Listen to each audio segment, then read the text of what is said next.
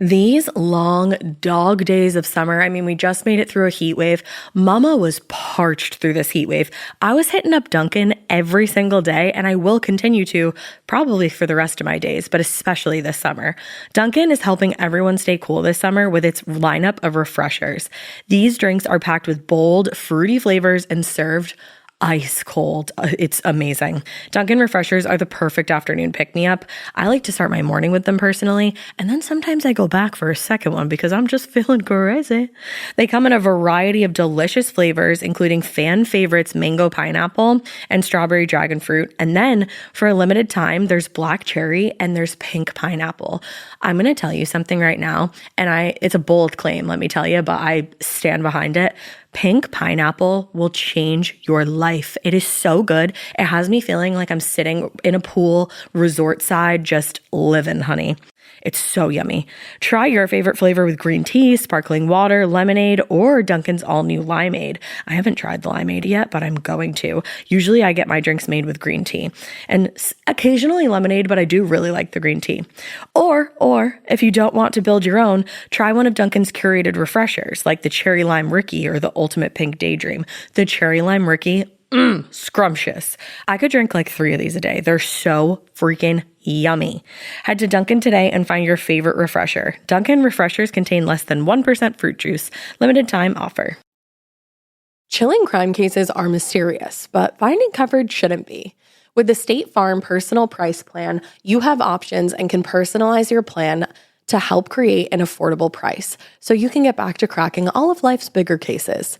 Talk to a State Farm agent today to learn how you can choose to bundle and save with the Personal Price Plan. Like a good neighbor, State Farm is there. Head to statefarm.com to get a quote. Prices are based on rating plans that vary by state. Coverage options are selected by the customer. Availability, amount of discounts and savings, and eligibility vary by state. Hey, it's Ryan Reynolds here from Mint Mobile. Now, I was looking for fun ways to tell you that Mint's offer of unlimited premium wireless for $15 a month is back. So I thought it would be fun if we made $15 bills. But it turns out that's very illegal. So there goes my big idea for the commercial. Give it a try at mintmobile.com/switch. Upfront payment of $45 for 3 months, $90 for 6 months, or $180 for 12-month plan required. $15 per month equivalent. Taxes and fees extra. Initial plan term only. Greater than 50 gigabytes may slow when network is busy. See terms. Hey, weirdos. I'm Ash. And I'm Alaina. And this is Morbid. The full-length edition. Full-length Morbid. Ash is making that face again, and it's freaking me out. It's cute.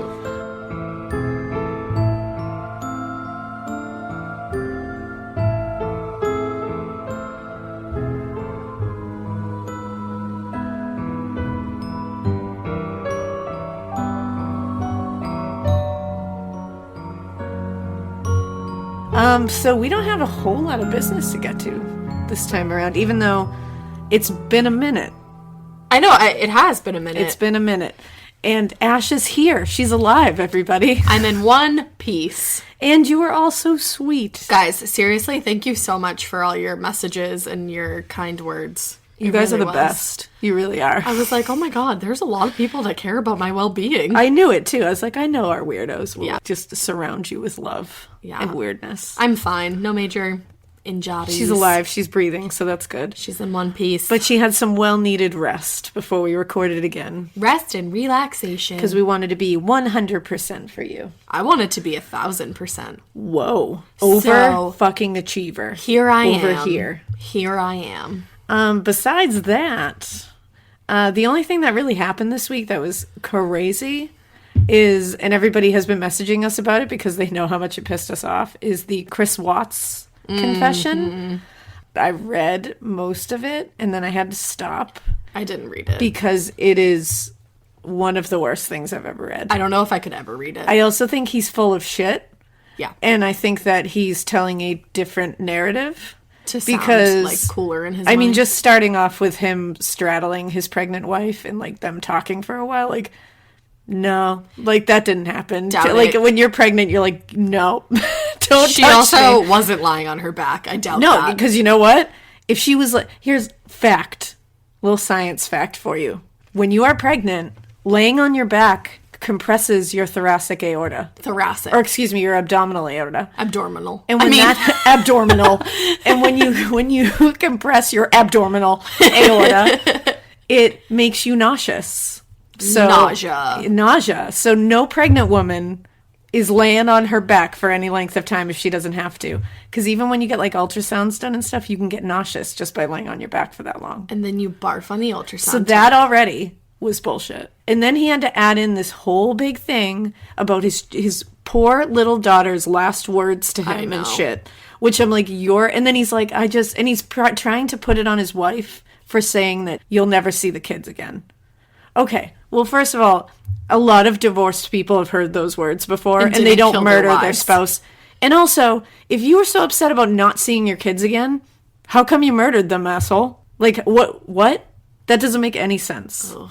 Like, you're just a vicious murderer who wanted to start a new life with your mistress. That's all it was. How do you, just come forward and say it. How do you, first of all, kill your wife? Like, that I can't wrap my head around.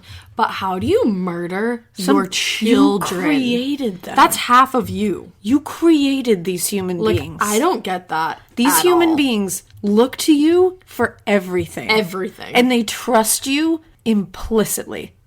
It just, like, that thing blew my mind. So, did he ever... I know there's no reasonable explanation whatsoever, but in that confession, did he say why he killed the kids? Like, did anybody ask him that? He just said he snapped. He doesn't understand why he did it. So basically, he's totally removing responsibility from himself, and he's going to say that he just snapped and he was in a blackout state. But somehow he remembers every horrible detail of it. Interesting. So, weird how that can happen. So literally, Chris Watts, burn in hell. And besides that, I'm sure I know a lot of people have been asking about the Colorado mom, Kelsey Barrett, for updates on that. I think we might do maybe a mini episode on that because a lot has come out. So I'm not going to touch upon it now because people get mad when we talk before the case. So I'll cut it now and we'll just go into the case and you'll get that in a mini episode. So let's just get into, this is going to be a big episode, guys. Hopefully we can get through it in an appropriate amount of time. Also, let's just apologize ahead for any mispronounced words. Yeah, there's a lot of Hungarian stuff in here, and I myself am not Hungarian. Nor am I. Ash is not either. We're related. We're very American. So what? I am doing my best. I know I have a couple of them correct. But there's going to be a lot that are incorrect. And if we have any Hungarian listeners or people who just know more about Hungarian language than I do, feel free to tell me. I always appreciate when people tell me what the things I've pronounced wrong, because I really do appreciate it because I learn things. So today's very Hungarian episode is brought to you by Elizabeth Bathory. She's a murderer. Now, I know some people might be saying, Elizabeth Bathory? Who's that? It's Elizabeth Bathory. I thought her last name was pronounced Bathory, and I'm sure a lot of other people do. But thanks to Aaron Mikie of Lore, he taught me, not me like by my... Like, no, he didn't give me like a private lesson about like, this. Ring, ring. But on his podcast, I learned that it is actually pronounced Bathory. Bathory. Which is interesting, because Hungarian language, you kind of like say the two parts of Bathory separately. That's how you get Bathory. Oh, Bathory. Yeah. Cool. So it's interesting. So Elizabeth Bathory, also known as the Blood Countess, the original Dracula, and the Bloody Lady of Countess. That's how I'm known. Yeah. The Bloody Lady of Countess. I think the Bloody Lady of Countess. Countess. Yeah, that sounds better. That's my title. I might be saying that wrong. So, just to start this off, I know a lot of, I say a lot of people.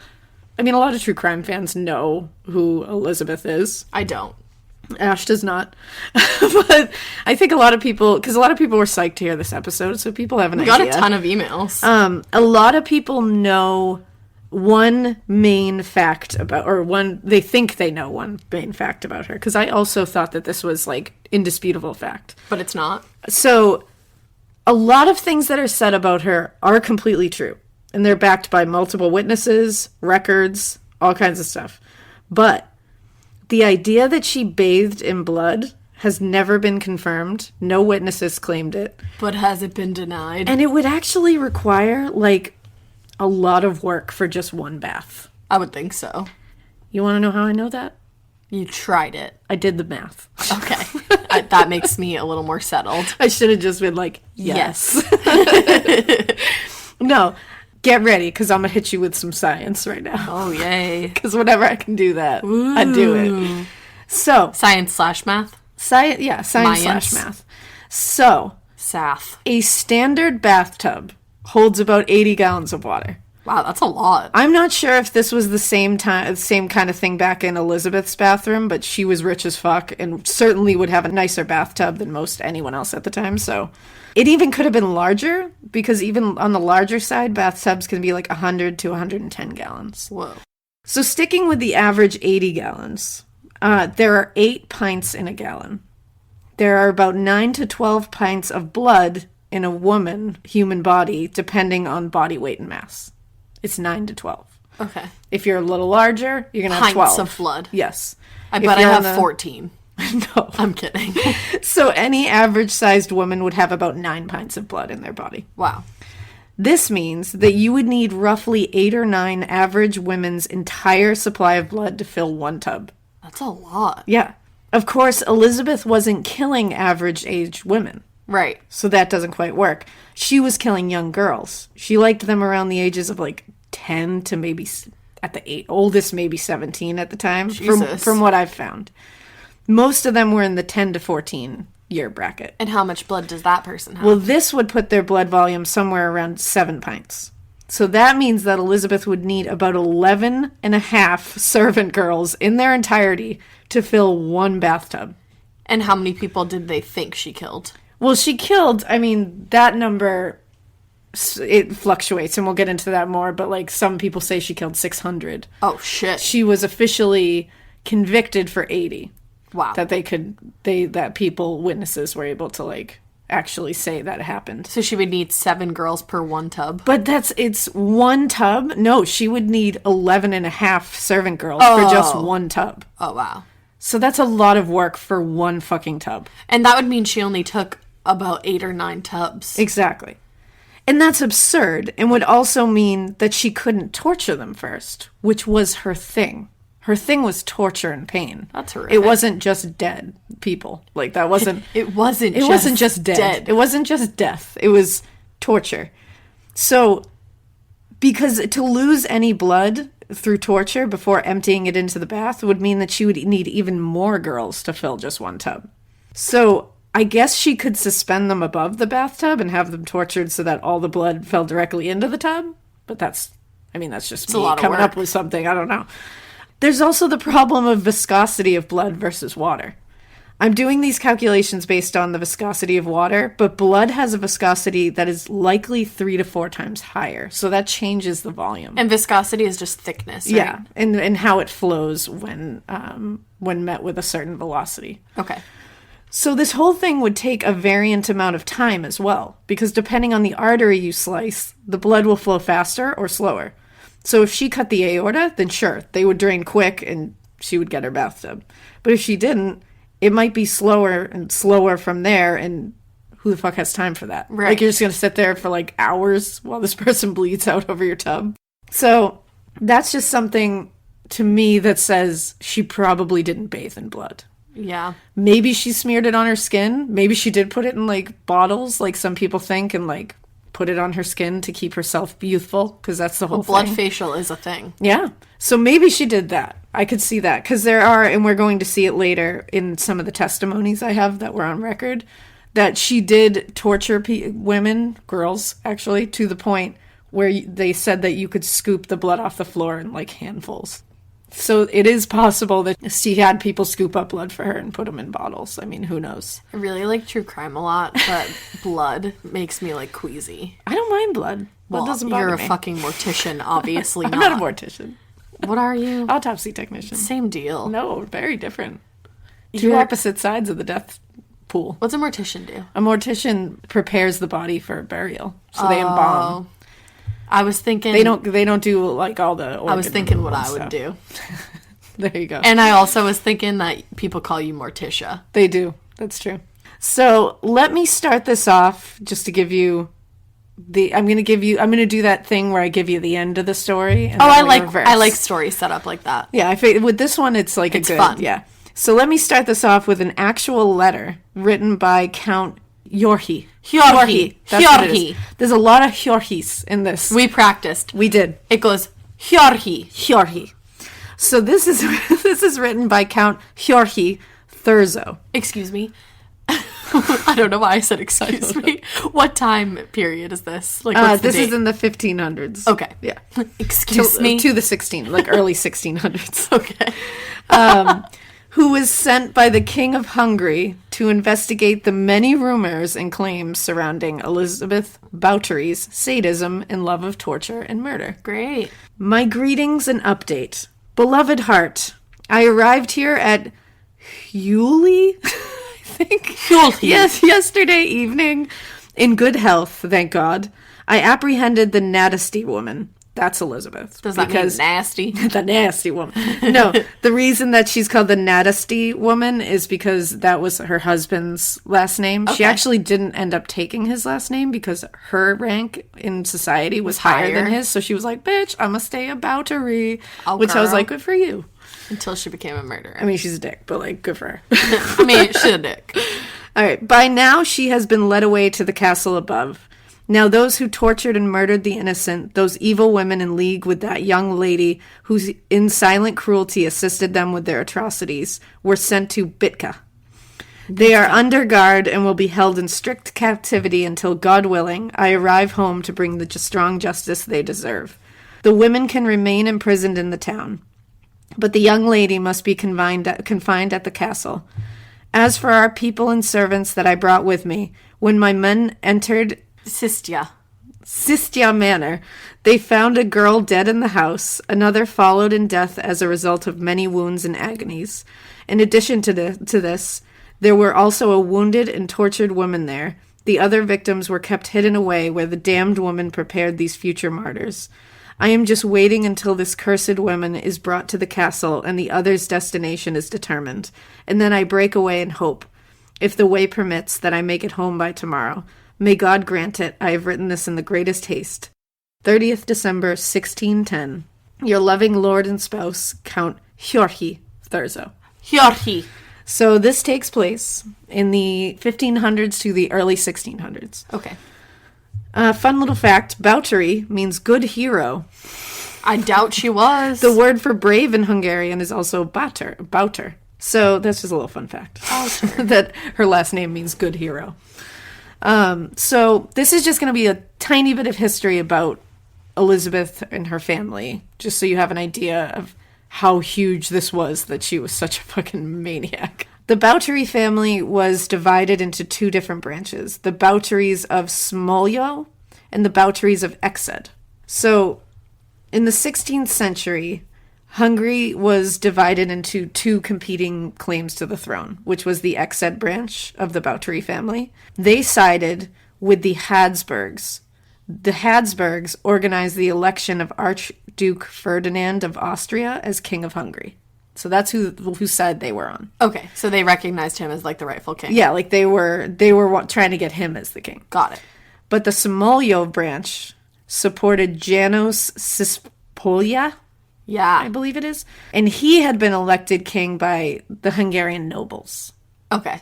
So this means that the Exed branch and the Smolyo branch of the Bathory family were basically against each other. Okay. For who was going to take control of Hungary. Got it.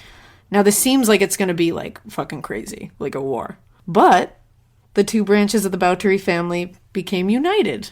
And it was a political thing and now Elizabeth's name in Hungarian is Erzsébet. Cool. Just as a little factoid. So they became united politically by Elizabeth's parents, Hjorhi and Anna. Got it. So see, we got to Elizabeth. They united because Hjorhi of the Exed branch decided to change his allegiance from the Habsburgs to the Sispolia. So he changed allegiances. Yeah, he changed allegiances. So he decided to go with the guy that most of the nobles wanted as the king. Okay. Which seems like a good way to go. Exactly. Always go where the nobles go. It is said that he renounced this allegiance because he wanted to marry his, quote, Transylvanian cousin, Anna, of the Smolyo branch. Oh, they were cousins. Lots of inbreeding in the Bathory family. Yeah. Which caused a lot of fucked up shit to happen with Elizabeth's mind. Clearly. As you'll see, because she started being kind of like cuckoo nut man early. Oh, that's my favorite expression. So, it's a cuckoo nut lady. So Hjorhi was really looking to strengthen his alliance with Anna's brother Istvan, because he had been appointed Voivod of Transylvania under the Sirois branch. So a Voivod is like a leader of a force, like an a army. military Yeah, force. like a military force. So they led the armies. So it's like a big, powerful position. Voivod. Voivod. This is very confusing, I know. Sure is. But in the way he accomplished this was he married Anna. That's how he was going to get Istvan, her brother, on his side. Okay. And when he did this, he united the two branches of the Bathory clan. So this is where they came together. Anna Bathory was originally the widow of the last descendant of the Dragfi family. So the two of them took over the Dragfi castles when they got married, because those were hers. Unfortunately, the Habsburgs, who he removed his alliance from, they were pissed. Ended up taking those castles eventually. So Hjorhi and Anna had to go run to the Sitzva? Yeah, to the Sitzva castle in the county of Zemplen. And later, they also had the Bathory family estate in Exed. Okay. Those two estates are important just because Elizabeth eventually will take control of these things. Got it. The Habsburgs and the Bathorys, because the Habsburgs at one point had an alliance with part of the Bathory clan. Right. But in marrying Anna, he fucked them over. He took that allegiance away. So now the Habsburgs are out on a limb, and it's the Habsburgs against the Bathorys. So this tension would keep going for like generations. It was a long-running feud. Because they're all vying for power in Central Europe. Like, this is all a power thing. And it's all who they think is the rightful king. Exactly. So this is like a huge conflict, and born in the middle of all this was Elizabeth Bathory. Elizabeth. That's a cool way to say it. Elizabeth Bathory was born August 7th, 1560. She was born at the Exed family estate, which is located in what today would be known as Nagyexed. Yeah. But in those days, they called it Exed. Got it. And it's not far from near Bator, Hungary.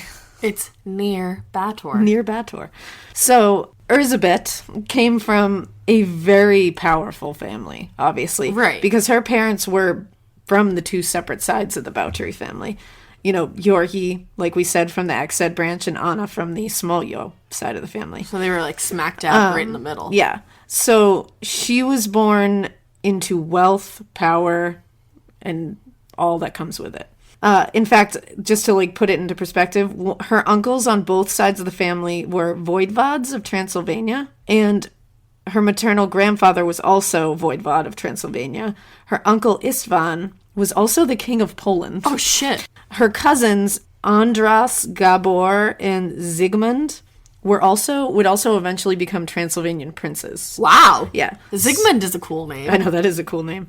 She comes from like a big, powerful family. You don't say. She also had an older brother, Istvan, a brother, Gabor, and two younger sisters, Zofia and Clara. Zofia. Not a lot is known about her siblings. Because they were probably like, we don't know her. Meanwhile, Turkish invaders were like coming into Europe by like the millions.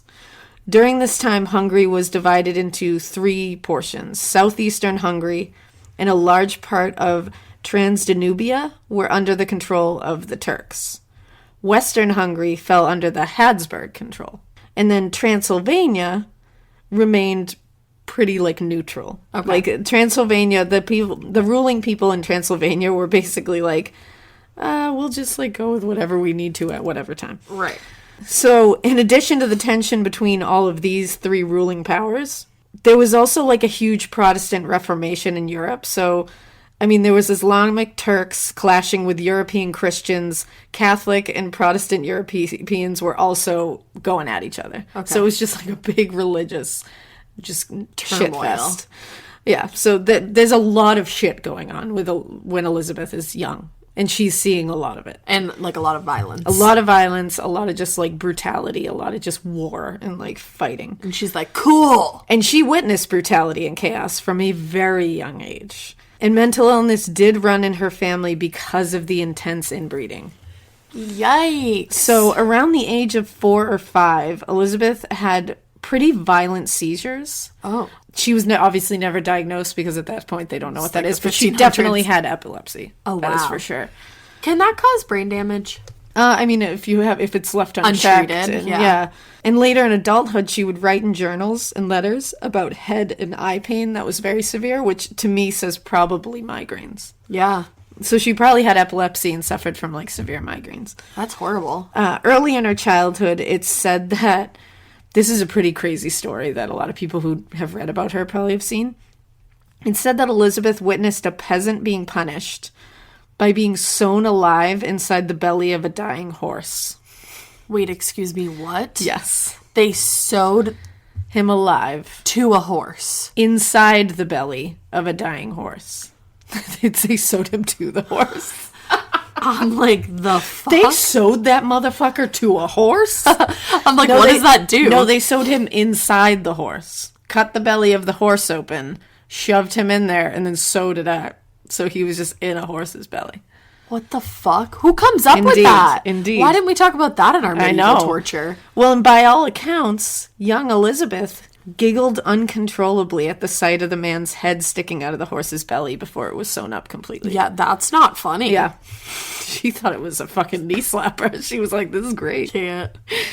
So there's that. In 1514, she also witnessed Jorge Dosa's execution. Jorge is like a very big name. I was like, her dad? Dosa was, and I'm probably saying that wrong, so I apologize, was the rebel leader of the group of peasants who were rising up against the nobility at this time. Hell yeah. Yeah. When he was caught by the crown, he was dealt with in a pretty nightmarish manner. I would assume so. And she watched. What was it? He was executed by being roasted alive. Oh, no. An illustration from a 16th century Hungarian almanac actually shows this as his reveling captors placing a red-hot metal crown on his head.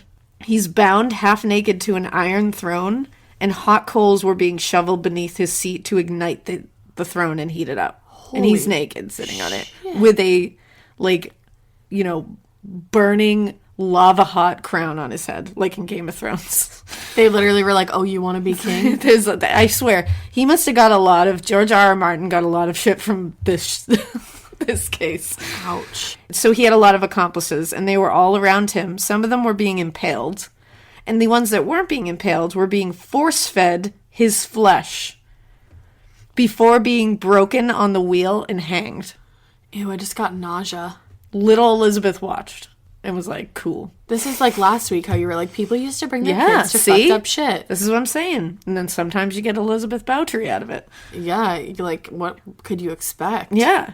Now, interestingly, it is fact that Elizabeth received an amazing education. Oh, wow. So when she was growing up.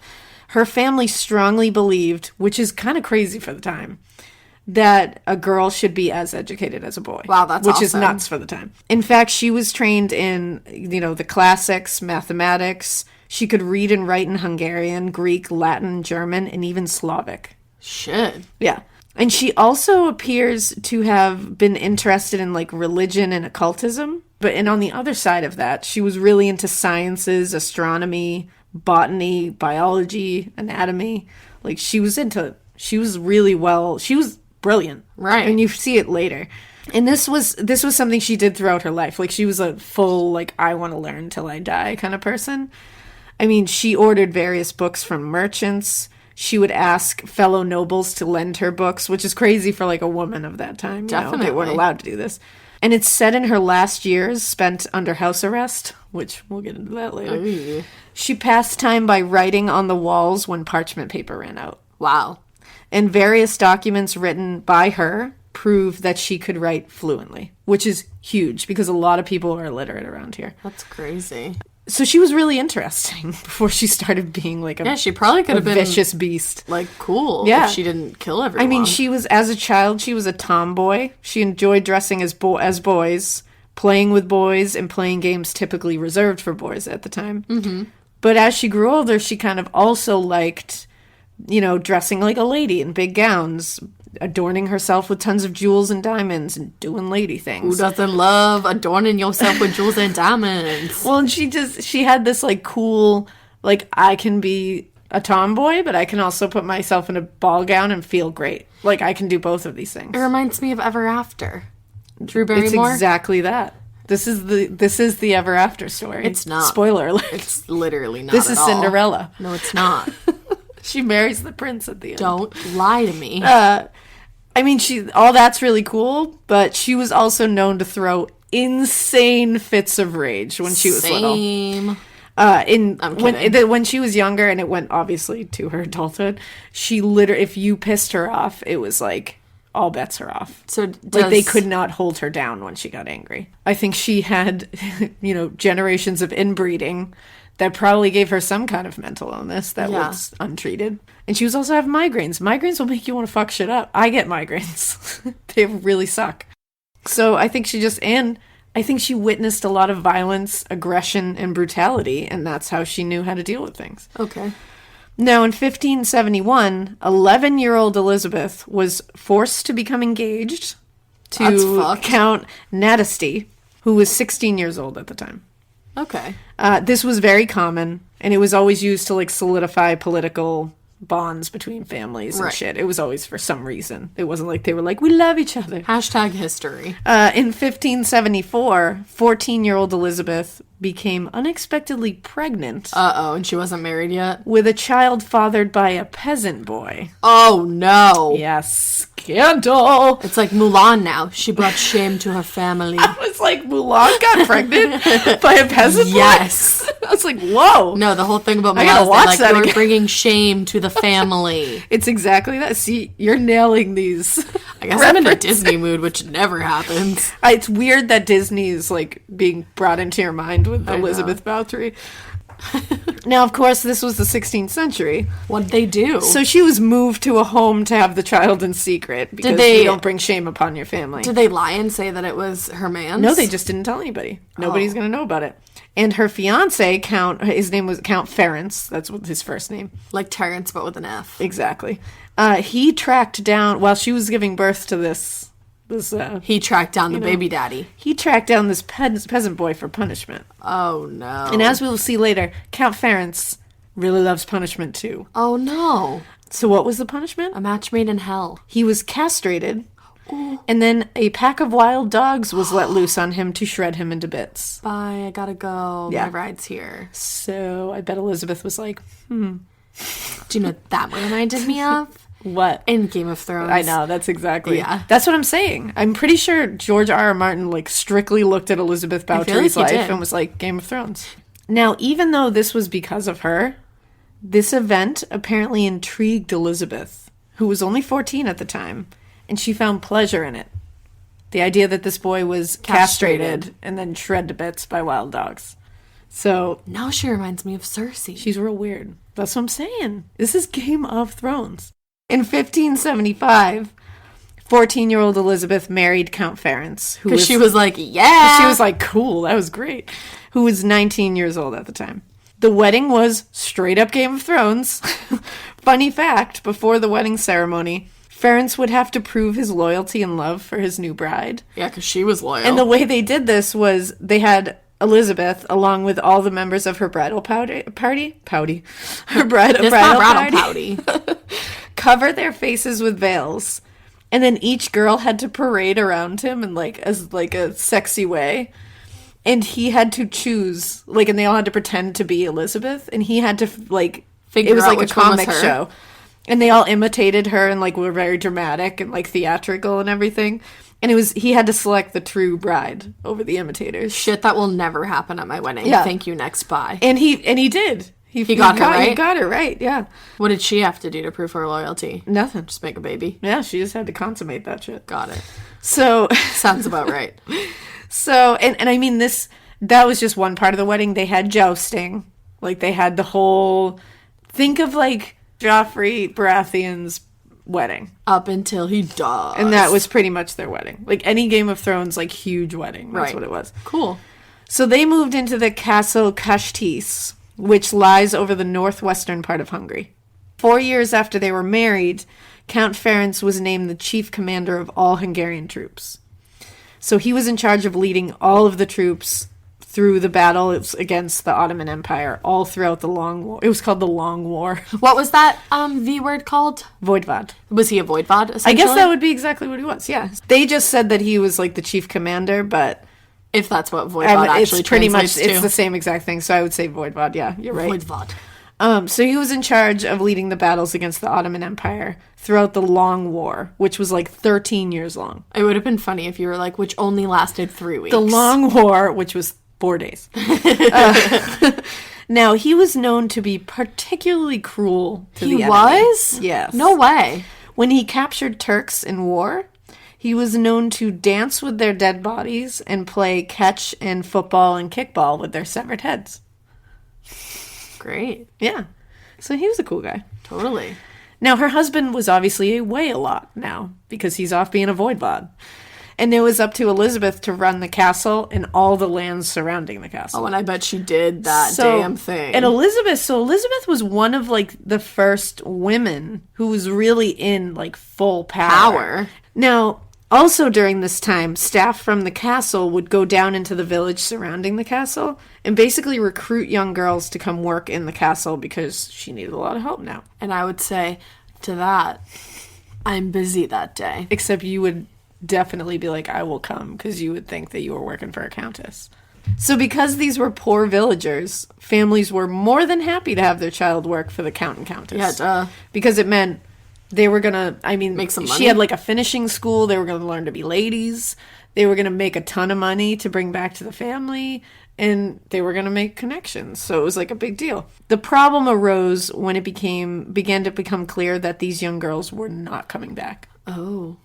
Now, it was pretty common knowledge that the count and countess treated their servants and staff horrifically. Oh, good. So it's kind of a testament to how bad life was back then, because these people were still willing to send their girls to this hellhole. That's really just to make sad. some money.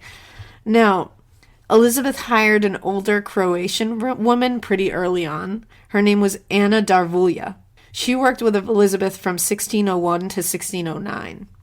And according to official Hungarian court documents and testimony, Anna was known to be a witch, and Elizabeth became really into the idea of, like, black magic. I was going to say Elizabeth wasn't a witch. No, she just started getting, like, super into it. Anna was also known to be very violent and a really fucking scary person. She was the one who helped guide Elizabeth through her love and fascination of torture and pain, basically. She was the one that kind of just, like, held her hand through this. Anna's favorite method of torture included beating someone repeatedly, up to 500 times in some cases, until death just happened. 500 times? Yeah. She served as, quote, gatekeeper for Elizabeth, as well as her personal advisor. So she was the closest to her. Yeah. And she, in fact, was the one who reportedly advised the Countess to take on only peasant girls who, quote, had not yet tasted the pleasures of love. So virgins. Okay. This is when we're going to start now. Elizabeth is around in her 20s, and we're going to go up to, like, her 40s, 50s. Damn, she lived a long time for back then. She really did. So one day, just as a little anecdote, Elizabeth wrote to her husband about Anna. Quote, "She has taught me a lovely new one. Catch a black hen and beat it to death with a white can. Keep the blood and smear a little of it on your enemy. If you get no chance to smear it on his body, obtain one of his garments and smear it." And that was supposed to be like a spell of some sort, like a hex or a curse. But it just proves it's like in an official letter that she wrote her husband. Like, so it proves that she was like really into the this. black magic. One document even says that Elizabeth and Anna, this is fucked, would take servant girls outside in the dead of winter and force them to lie in the snow naked. If that wasn't fucked up enough, they would then pour cold water all over them, and wait for it to freeze on their skin. Once they figured the girls were frozen, they would just leave them there to die. Oh my god. Yeah. While he was home, Count Ferenc would torture the servants and give Elizabeth lessons from what he learned at war. Oh, good. Because he tortured prisoners of war. So he was like, let me help you. This is what we do. Yeah, like, I got stuff to show you. One particular gift that he was supposedly brought home to his wife from war was a device that resembled a hand of sharp claws that could be fitted over the fingers to cut, slash, and stab the victim. The Freddy Krueger hand. Oh my god, who else had that we talked about? Somebody that had that. Oh, I was think the Toy Box the murder? Toy Box killer had one of those. Yeah. Dude, that's how you know you're straight up evil. Right? That's fucked. And if you thought that springtime brought any sort of reprieve from the outdoor torture sessions, you are wrong. Good. In spring, Elizabeth's husband taught her a new method. He would drag a servant girl into the midday heat, strip them naked. After this, they would cover them in honey and tie them to something to make sure they were completely helpless, but still standing up. They were then left that way for a day, a night, at least. Elizabeth would watch as insects would be drawn to the honey and swarm the girl's body. Oh my god. When the girl would drop to the ground from, like, exhaustion and pain, Ferenc showed her that you put oiled paper between the girl's toes and light them on fire to revive her. Oh my god. Elizabeth watched this and participated in it. Oh my god, my toes hurt. Yeah. And sometimes they would just tie them down while they were covered in a honey and just leave them out there for animals and insects just to eat alive. I need a deep breath. Yeah. Because it can be limiting to torture using such seasonal devices as ice and honey, Elizabeth eventually had a room in the basement of the castle set up to torture her servant girls whenever she wanted to, which was a lot. Witnesses claimed that in the room, servants' girls' mouths were sewn shut and various things were shoved under their fingernails. Oh my god, oh my god, oh my god, oh my god, oh my god. Yeah, that was one of her favorites. Even her youngest daughter, Catelyn, apparently took place in at least one torture session. Oh, she made her? Yeah. The event occurred before Catelyn's wedding. 2 young girls were tortured and burnt so badly that they later died during the marriage festivities. No. Yeah. She was really mostly into young virgins, but there is one case that I had to include because it was so brutal. No. Where she brutally tortured an older married woman working for her. Jesus. So at the time, people would use unmarried virgin girls to work like as table attendants during a certain festival. Okay. Being a virgin back then was like a big deal. Shit was fucking weird. When she didn't have enough young virgins on hand, Countess Elizabeth ordered this older woman to pretend to be one of the virgins and dress up like a young girl. The lady's name was Maudley, I think it was. And up until this point, she had actually been a favorite of the Countess and worked for her in like various capacities. Uh-oh. According to witnesses, however, the woman said, quote, "But certainly, my dear high and gracious lady, I cannot be a girl since I already have a husband and a son, my little Ferenc." So the lady, Elizabeth, went fucking nuts at this because she was how like, dare "I you want tell you me to." no. And so she went outside, got a small log, commanded this woman, Maudley, to put diapers on the log and carry it around with her in the castle. And she was yelling at her, "Suckle your child, you whore. Don't let it cry." What? And Elizabeth would even wake her up at night and like violently shove the wood into her face and be like suckle, let your child suckle.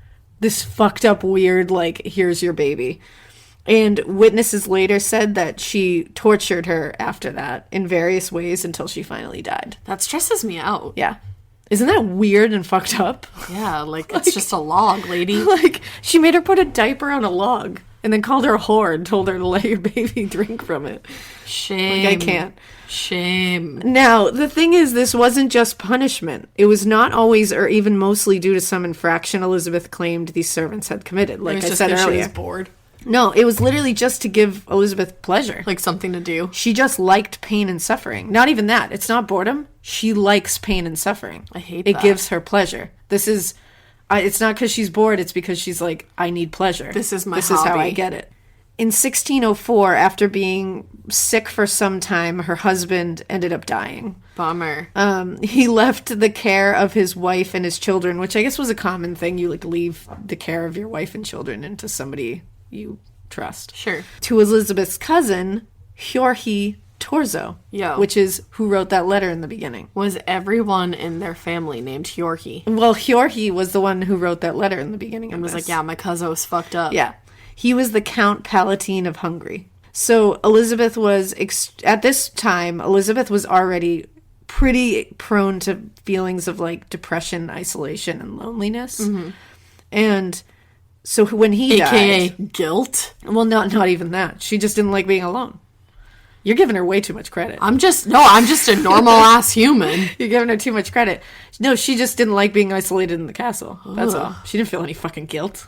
She just didn't like I being can't alone. wrap my head around that. And so I'm not giving her any credit. So when he died, that was a really tough one for her because now she really was alone. So she quickly became deeply depressed. I mean, they were married for almost 30 years, so, you know. And he was her partner in torture. Like, I was gonna say. He was kind of the perfect partner. Like, he liked what That's she why liked. she was so lonely. She was like, I'm gonna have to Yeah. do this shit alone. Where am I gonna get my ideas? Exactly. And she responded to these feelings of depression by staying in her bedroom for long periods of time. In late July of 1605, she received the news that her older brother, Istvan Bathory, had died. Oh no. So she made the journey back to the Exed family estate for the funeral. According to witnesses, during the ride there in the carriage, she fucking snapped, viciously started attacking her handmaids who were riding with her. And 3 of these attendants were tortured so severely during the trip that they died. Oh my god. The Countess ordered their bodies buried along the way. What? Yeah.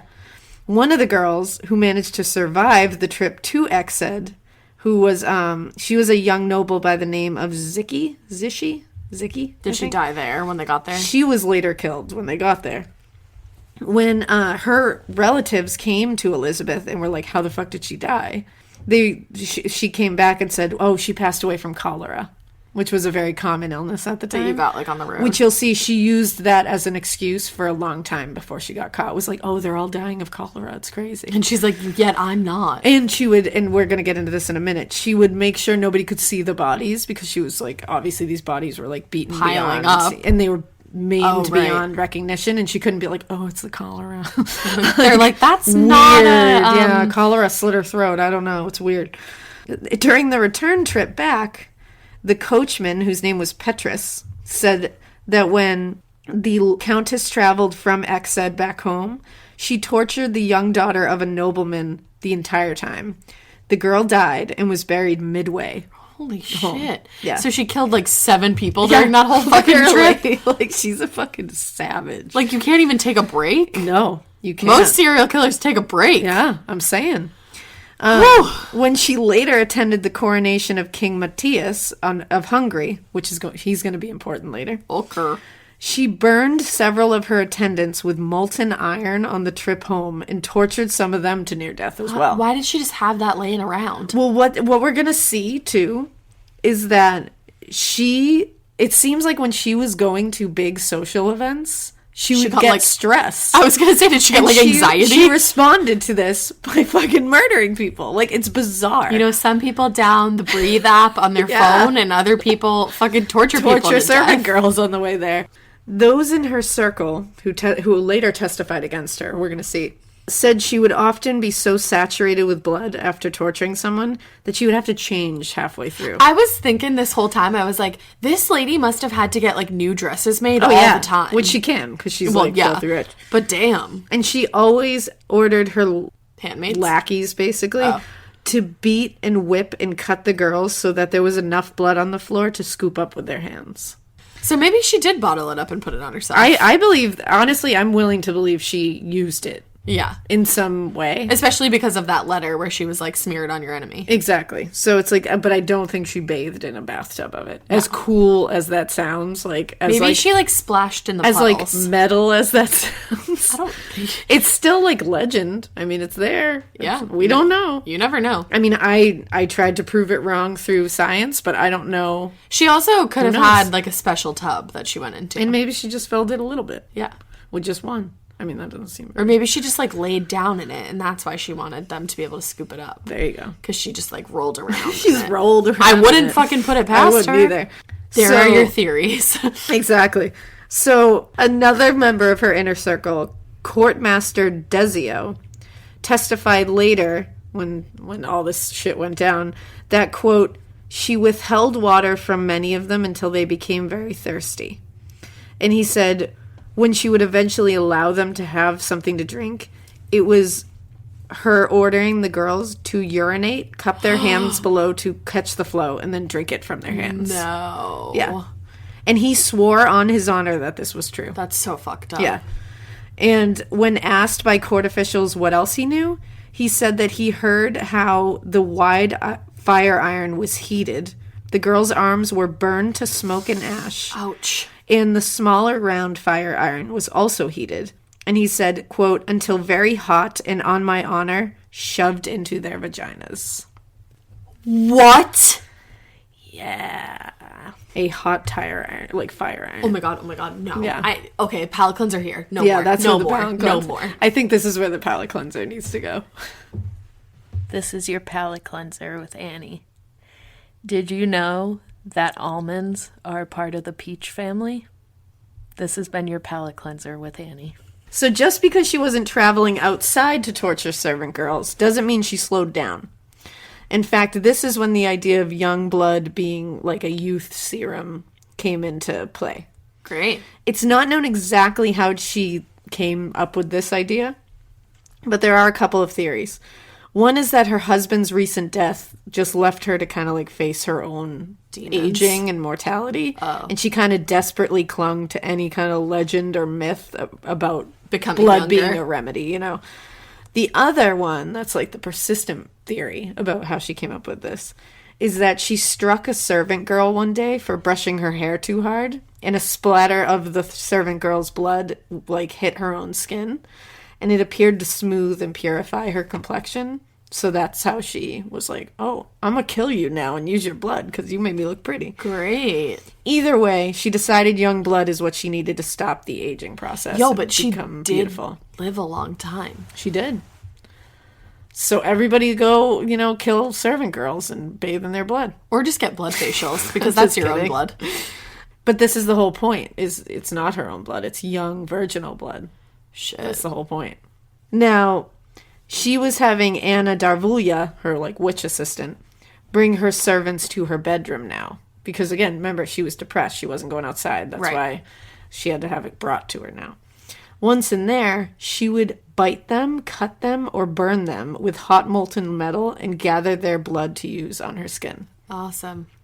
Now, one story that started some of the rumors that would later take Elizabeth down was a young servant girl died suddenly in the night. Her body was placed in a casket, and the local pastor Istvan, it's a lot of Hjorhis and And Istvans, Istvans. Magyari, was called to come get the casket. Did they just have caskets lying around back then? When he got there, he was a little surprised because the girl had already been put into the casket and the lid was already sealed. Oh. So, Sealed? yeah. So ordinarily he would come and the girl would be lying in her bed. He would do his thing and then they'd put her in the casket. It was She kinda his already job. in there and it was sealed. So the Countess Bathory took him aside and said, I'm afraid that we have a case of cholera on our hands. And he was like, oh, okay. Like, cool. Within days, another casket was brought to the church by Elizabeth's servants. Sealed and closed. This one was way bigger than the usual casket. And rumors had already started going around that 3 girls had been nailed inside. Whew. So, asking the servants to wait a second, the Reverend went to the castle to find Elizabeth, and he said, why are there 3, like, can I ask you if there are 3 bodies in that casket? Because that's Sure. what I'm hearing. And she said, there are only 2. So she admitted there's 2 bodies in that casket. And when he said what happened to them, how did all 3 of them die Cholera. so quickly? She said, one died, and one had already died, and the other one was near death. So we waited it out and put them together in a single coffin. And she was like, reduce, reuse, and recycle. Exactly. She was like, I'm all about the environment. So because she was using young girls like tissues, it became an issue finding new ones from poor families in the village. Because they were she like, fucking no took 'em all. thanks. And This she is took what- them all. She basically did. This is when she made a huge mistake that would Yes. lead to her getting They caught. always make a huge mistake. She made a huge mistake. She started bringing girls of noble birth to satisfy her needs. She didn't go to the tippity top aristocratic, but she went to like the lowest noble birth she could, but still noble. The way she did this was in 1610 when Lady Bathory opened it's called a gynoeceum, which is like a finishing school for noble women. Oh. I wonder if gynecology came from that. Because I was like, She what is opened this up a gonna be? gynecologist's office. And suddenly, a bunch of noble girls were dying Left and right. to come to this finishing school because it was so prestigious. She's a countess. She's Countess Bathory. She's like, Oh, God. she's like it. She is like it. Of course, rumors are. She really Get is. Of course, rumors were now swirling about what the fuck was going on in this castle. Yeah. So their families decided to take the matter up with King Matthias of Hungary, who we mentioned earlier. Was she related to him? No, but she Okay. went to his coronation, and on the way she murdered some people. Like just a few. Yeah. Now, after hearing one of these rumors from a member of his royal court, the King of Hungary sent an advisor to investigate what the fuck was going on. Okay. This advisor was Jorge Torso, Jeez, Louise. the same one who is in the letter in the beginning. Oh, okay. The same one who was left to care for Elizabeth. I and thought the this kids. was another Jorge. No, this is the same Jorge. Jorge. So that's the same guy. When like he was supposed to be taking care of Elizabeth and the kids while her husband did like the dead thing. Cool. By this time, Elizabeth knew that she was probably on borrowed time. Like she was seeing that People were starting to ask ends were questions. starting to loosen. She was like, "Shit's gonna happen." So she went crazy. So she started trying to plead her case subtly by claiming these girls died of natural causes or cholera, and she even told Torso, because remember she knew Torso. Right. She was, in fact, I believe he was her cousin I think you did say that by at some one point. by some way method, some inbreeding shit. I think you said that earlier. Yeah, and so he would like come to the castle at times. Like he wasn't there all the time or anything. He lived Right. far away, but Just dropped I in. think it was like when they were having tea once. She told him that one of the noble girls in her finishing school program murdered all the other ones in a jealous rage. And he was like, totally. And he I was like, believe it. probably not, but I'm not going to question you. And when none of this was sticking, she started making arrangements. So in September 1610, she made up her will. Oh. Who'd she leave everything And it was, to? it was not just a statement about where to divvy up her goods after she died, but it also transferred her estates and possessions during her lifetime. So all of her estates, all the shit she had. And it bequeathed everything to her 3 surviving children. Okay. Anna, Catalin, and Pal. The only thing that she wanted to keep was her wedding dress, which she said she intended to, quote, wear until my death. Wow. And she did. Was it covered in blood? Nah, because she didn't use it for that shit. Oh. So sometime in the fall of 1610, Torso showed up completely unexpected at the village because he was sent by the king. The village that surrounded the castle, and he wanted to see what the hell was going on while he was away. Because, and at this point you said the king was starting to... The king had heard rumors, and he was like, go investigate. Torso was one of his like royal court members, so Got he it. was like, because he's like a palatine, a court palatine, Count Palatine. So he sent him to go find out what the fuck was going on. Okay. So he showed up unexpectedly in the village and started talking to people. And like tripped over a mound of dead girls. Yeah, pretty much. And once he arrived, he assigned 2 people to gather evidence. So witnesses started coming forward like fucking crazy. Over 300 people came forward on their own volition to testify against the Countess and the few people that I mentioned that she kept close to enough to aid in this whole debacle. Yeah. These witnesses were villagers, priests, nobles, and staff from a bunch of the Countess's different estates. So these were all people that could eyewitness testimony. Right. Some of these people said they were there to watch the torture themselves, and other people said they just heard things. They all said that torture was the main focus of Elizabeth's methods. Death was the end result, but it was always because of severe torture. Nobody died quick, or it was always severe torture was the cause of death. Oh my god. Bodies began being found now. Some random ass spots in the castle? Some were in local graveyards. Some were buried around the castle, and others were discovered in all the rooms of the castle, including fireplaces. They were just in fireplaces? Well, I'm sure she tried to burn them. Did the castle smell like shit? Probably, but a lot of things smell like shit back then, I think. So I didn't think of that. it probably wasn't that big. His investigation also turned up that Elizabeth had like a huge posse of people in the village that would help to get the girls. Initially, he Ew. thought that these girls were only being lured to the castle with the promise of work and such, but he later discovered that some of them were just straight up abducted. Damn. Yeah. In fact, nobles such as Lady Anna Welliker, Lady Judith Pogan, Lady Zell, and others were supposed to have acted as, quote, girl catchers for her. Oh my god. Yeah. This was like a mission. Wasn't this fucked up? Yeah. Now was the trial time. Yes. Because you have to remember that letter in the beginning was what happened when Torzo entered the castle. He literally tripped over bodies. So Yeah. he just caught her, like, Red-handed. So now the trial came. Unfortunately, Anna Davulia, her right-hand woman, Sure. died before Torzo could arrest her. Did she kill herself? No. She died of, like, a cancer or something, actually. Good. This was a big blow because she was thought to be the main person next to Elizabeth and even thought to possibly be her secret lover. Oh, shit. Yeah. Her testimony was going to be vital. And since he couldn't get Anna anymore, he got the rest of the small amount of staff that was used to help in the torture. They were all arrested on December 30th, 1609. Wow. In January 1610, the evidence was presented at trial. You know, witnesses testified, all that shit. And in the end, this group was convicted for the murder by torture of at least 80 girls. Oh, Every one of them were executed in the end for their roles. good. One servant on the inside testified that she had special access to Elizabeth's bedroom. That was her special privilege. While Elizabeth was not in the room once, she noticed there was a diary laying there. Did she take it? The diary contained a list of names. These names were belonging to every single one of the victim. What was shocking was the amount of names was not 80. She claimed there were upwards of 650 names on the ledger, and the court initially only thought there were 80, which is still insane. 80 is still crazy. 80's huge. 650 is bonkers. That's a small town. I don't even know what to say about that.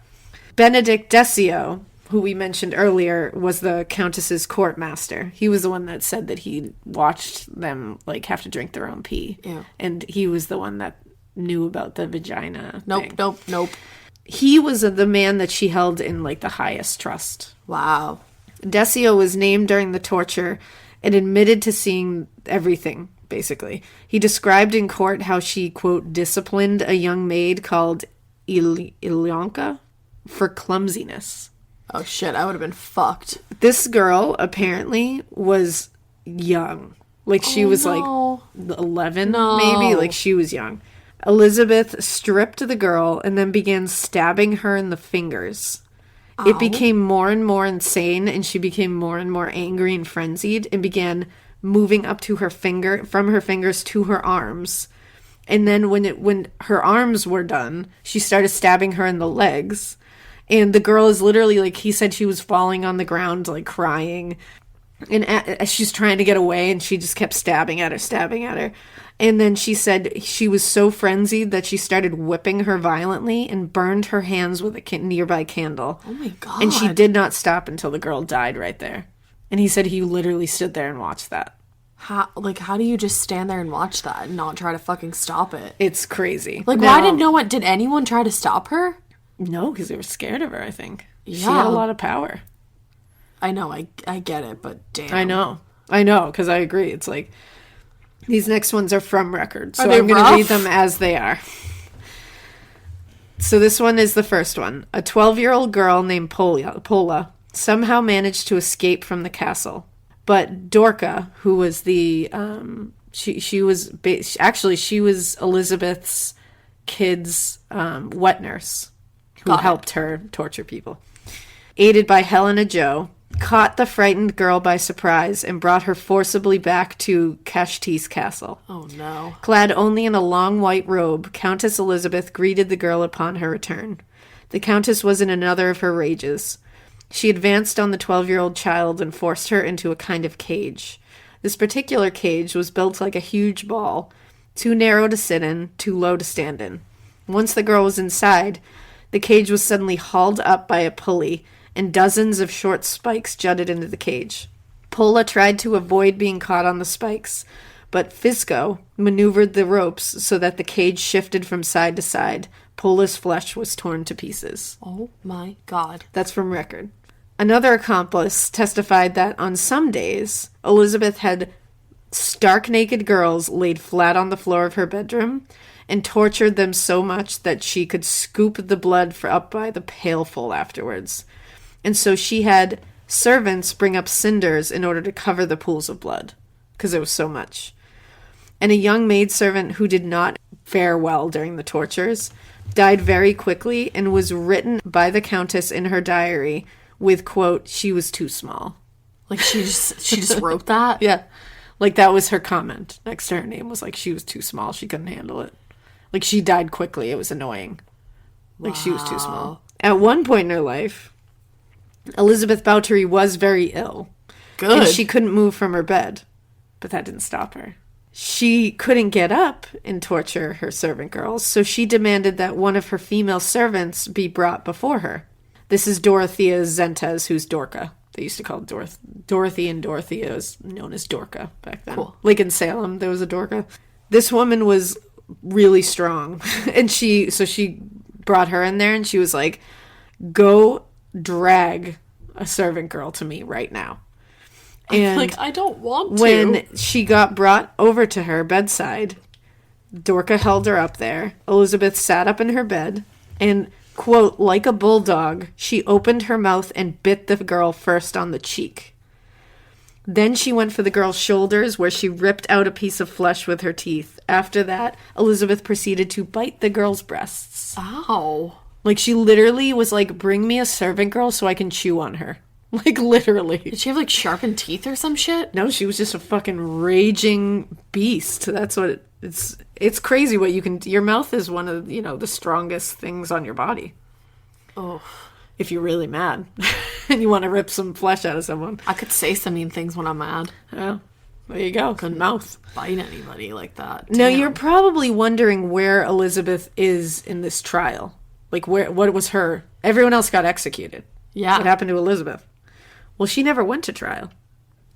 Her noble birth made it illegal to try her without an act of parliament. Couldn't the king just write some shit up? If they had done this, it would have set a precedent that would have put a lot of noble assholes in a hot seat, potentially, so they all wanted to avoid it. Oh, no. Even Torzo, he could have been put somewhere for any number of things, so he was like, yeah, let's not do that. So, to make sure this thing never entered that situation, Thorzo reminded King Matthias that a public trial would not only discredit Bathory and Ferenc, her husband, who was from another noble family, and he was known as a revered war hero. Sure. So they also said it was going to discredit the nobility and the crown by association. So Right. they were like, we can't drag her in a trial. This is going to take us all down. So the Bathory family and the Nadesty family agreed to cancel Matthias's debts that he had, which he owed to Elizabeth. Elizabeth had lent him money. Lent the king money? Yes. Lent the crown money before. Oh, wow. So these two families agreed to cancel that debt, and Matthias decided that Elizabeth wouldn't stand trial, but instead would receive a very specific punishment. So Thorzo is known to have said to Elizabeth before her punishment was doled out, quote, "You, Elizabeth, are like a wild animal. You do not deserve to breathe the air on earth or see the light of the Lord. You shall disappear from the world and never reappear in it again." So remember, Elizabeth is prone to bouts of depression, isolation, loneliness. She does not like being alone. Mm-hmm. So don't worry, she didn't get out scot-free. She was put into her bedroom, and every single window and door was bricked shut. She was sealed inside of her torture quarters forever. The only passage to the outside world was a small slot used to pass her food through. She shouldn't have even gotten that. She ended up living there for 4 more years, and she died on August 14th, 1614. Some believe this was actually Thorzo fulfilling a promise to Elizabeth's husband about taking care of her and her kids, is by making this her punishment, because he was like, at least you're not being executed. Because by doing this, he also spared them a huge public execution that would have been like a fucking carnival. Right. So her kids would have been totally shamed. Not that they weren't already, but like a was public gonna say, execution would have made more it shame. way bigger of a thing. So She was that's like where OG she ended up in the grounded. end. She was real grounded. She was like heavy duty grounded. For real. Now, as a compelling side story, this would kind of there were reasons that the King of Hungary, King Matthias, wanted to see this powerful lady taken down. I mean, she was definitely a sadist and a murderer and a torturer, but it's interesting to see how convenient her capture and downfall were for a lot of people around her. Like, for years, her husband had been lending money to the Hungarian crown, like I said. Mm-hmm. The crown made no effort to pay that debt back. Because they didn't have to. Yeah. And Elizabeth, who was now a widow, she was like, you gotta pay me back, man. Right. So King Matthias was already like, okay, bitch. Like, stop. Like, you're annoying. Like, he was mad. So King Matthias knew if he could convict her of a capital crime, he would not only wipe out his debt to her, but he could also claim her estates. Oh. And he would also take out a very powerful woman. Yeah. So it's just interesting to see that those two, not that takes away the fact that she did all this, but I'm just saying it was very convenient for him to be like, yeah, we won't execute her, we'll just do this. Mm-hmm. So, and that is it. That is the story of... What happened to her kids? Elizabeth Bathory. Not a lot is known about her kids. Oh. Her kids and her siblings. Because they probably were like, that's not my mom. Yeah, they were like, nah. Like, I don't... What's a Bathory? Yeah, no. Never My heard last of it. name is Jones. Don't worry about it. Yeah. So, what a fucking doozy, that's bro. the story of Elizabeth Bathory. Wow. And again, super sorry about the way I pronounced everything. I feel like you did a good job. You can totally yell at me for it. I know we said Hjorhi right because we looked it up. Yeah. And I think I got like Istvan right. You Yeah. know? And Bathory I know was right. You know so what I we're think you doing the probably damn got thing. right, too? Anna. I bet I did that. Watch, it's probably Anna. So yeah, that's a crazy story, and I was really excited. That was a cover good it. one. But, like, also, like, wow. I know this is an intense one. Yeah. So I hope you guys dug it. And we'll let you know what next week's case is. And in a couple of days, you have Alaina's mini-sode coming up. So look forward to it. Yeah. And I also have an idea for a Patreon bonus episode. What is it? So I'm not going to tell you what it is yet. Okay, tell me off air. But it's a crazy one. Crazy. And I think we will probably give it to you soon because you deserve it.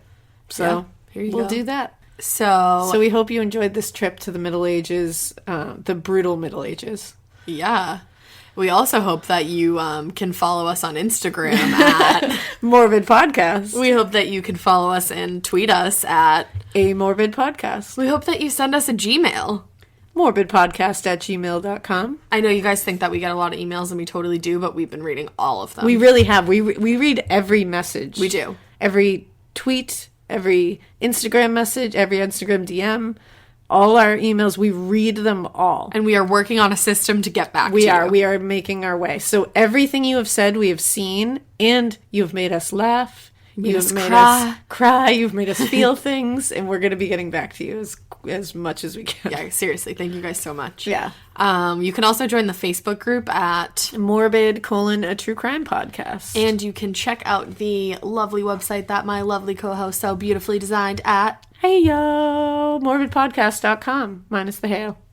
We hope you keep listening. And we hope you Keep it weird. But not so weird that all your cousins' names are Hjorhi and that you start to literally murder everyone in your sight and just like douse their blood on top of you, and then you get locked in your bedroom forever and ever in eternity, and you only get to eat sandwiches and like write on the walls and stuff. We just hope that you don't keep it that weird. definitely don't do that. The sandwiches is the worst part. I just made that up. I know you did. Well, because like when you said that she got to have food, I just pictured like a pictured a sandwich, sandwich like a being- tuna fish sandwich, but with the celery in it, because those ones suck, and I hope she had to eat millions of them. So don't do it. Gross tuna. Bye. Bye.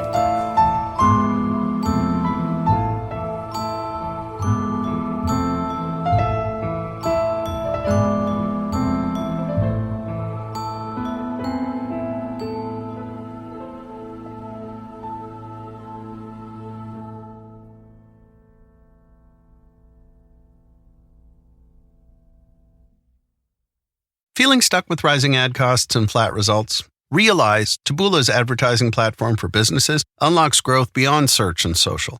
Taboola's algorithm engages with high-intent users on the open web, accelerating their path to conversion. Powered by an AI model trained on over 500 billion monthly signals, Realize delivers smarter prospecting with privacy-safe targeting. The result? Higher conversion rates and scalable funnel at lower cost. To learn more, visit realize.com/podcast. You've tried melatonin, the white noise machine, the blackout curtains, the magnesium, and you're sleeping fine. Not great, just fine. At some point, you have to consider the 4-year-old pillow is doing more damage than the magnesium is fixing. Coop Sleep Goods is running a bundle sale July 9th through the 20th. The starter bundle is the move. 2 pillows plus a sheet set, 40% off. And we're not saying it'll fix everything. We're just saying you've tried everything else.